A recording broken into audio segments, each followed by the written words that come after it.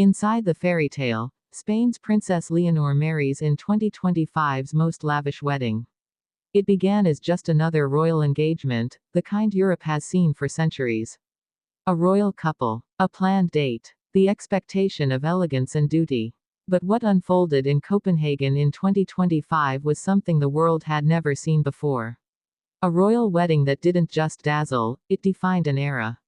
A moment so breathtaking, so emotionally charged, that it made even the most skeptical believe in fairy tales again. Spain's beloved Princess Leonor, the heir to the throne, stood at the center of it all, calm, radiant, and unapologetically regal. This wasn't just a wedding. It was the merging of two royal legacies, a global celebration of unity, love, and destiny. Yet, beneath the beauty and glamour lay a story of courage, transformation, and a young woman stepping into history. Because while the world saw perfection, what truly happened inside that fairy tale was far more human, and far more powerful. From the moment the palace gates opened that morning, the city of Copenhagen felt electric.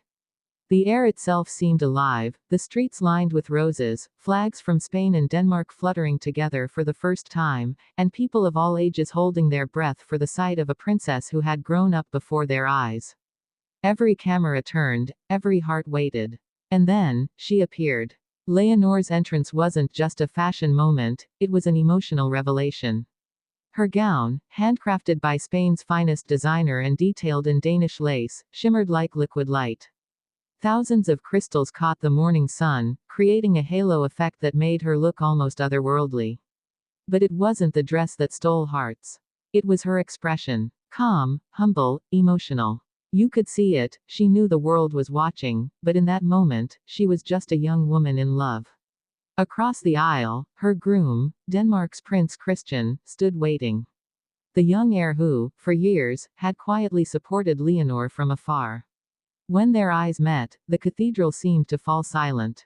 No cameras, no whispers, no noise, just the quiet, sacred moment between two royal souls. And yet, behind the beauty of it all, there was tension. For months, rumors swirled of disagreements within both royal households, over protocol, invitations, even the guest list. Some said the Spanish court wanted to maintain strict tradition, while Denmark wanted something more modern, more intimate. In the end, it was Leonor herself who bridged the divide. Her words to both families were simple: this day is about love, not politics, not history, not ceremony. Love must come first. And with that, the tone was set. The ceremony itself unfolded like a film, part classic royal spectacle, part deeply personal story. Every detail told a chapter of Leonor's journey. The Spanish royal choir sang softly as she walked down the aisle, accompanied by a Danish string ensemble. The sound, a blend of passion and precision, echoed through the marble halls. Her father, King Felipe VI, walked beside her, his eyes filled with quiet pride. Queen Letizia followed behind, elegant and emotional, holding the same lace handkerchief she carried on her wedding day 2 decades earlier. When Leonor reached the altar, something unexpected happened. Instead of bowing, she looked directly into Christian's eyes and smiled, not as a princess performing her duty, but as a woman choosing her future. That small act, that quiet rebellion, sent a wave of emotion through everyone present. The vows were short, but unforgettable. In Spanish, she said, "Wherever our paths lead, my heart remains with you."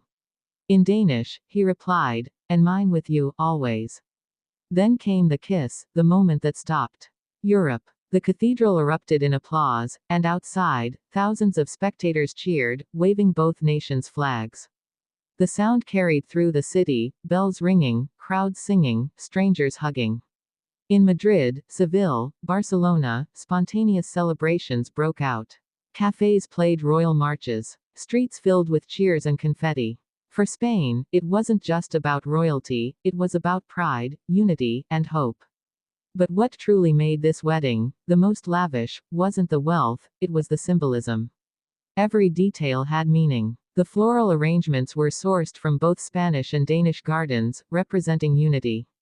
The menu combined the flavors of both nations, from Andalusian olive oil to Danish pastries crafted with royal monograms. Even the champagne was symbolic. a new blend created jointly by Spanish and Danish vineyards, to be known as the Leonor Reserve. Inside the reception, elegance met emotion. Golden chandeliers illuminated a ballroom filled with history, portraits of past monarchs lining the walls as if watching their descendants begin a new chapter. The tables glimmered with fine crystal, yet the atmosphere felt personal, even intimate. When King Felipe rose to give his toast, his voice broke slightly as he said, "Today, my daughter does not just marry a man, she marries a vision for the future. A bridge between nations. A love that will remind Europe of what unites us."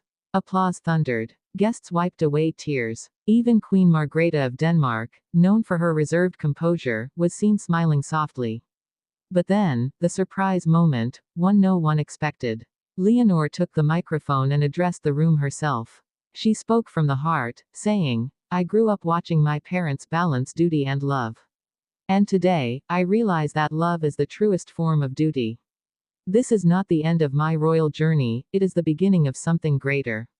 Together, we serve not only our families, but the people who believe in us." Her words silenced the hall. Then, applause so powerful it shook the chandeliers. That night, the newlyweds danced to a Spanish guitar ballad infused with Danish violin harmonies, a musical symbol of everything they represented. As they danced, the lights dimmed, and fireworks lit the Copenhagen sky in the colors of both flags, red, yellow, and white blending beautifully into the night. Social media exploded. Within hours, the wedding became the most viewed royal event of the decade. Clips of Leonor's speech went viral, with captions calling her the princess who brought Europe to tears. Memes of her radiant smile flooded the internet. The hashtags trended for days, millions of posts celebrating love, elegance, and the rebirth of modern royalty. But as the night faded and the crowds dispersed, those close to Leonor said she had one quiet moment to herself, standing by the palace balcony, looking out over the glowing city below. She whispered softly, "This is just the beginning." Because for her, this wedding wasn't just a fairy tale ending, it was a fairy tale beginning. In the following days, the world couldn't stop talking. Newspapers across the globe called it the most emotionally intelligent royal wedding ever. Fashion critics named her gown the dress of the century. Diplomats praised the event as a masterpiece of cross-cultural unity. Even political analysts admitted, the wedding had softened tensions between Spain and Denmark, strengthening bonds in ways speeches never could. But what truly stayed with people wasn't the glamour.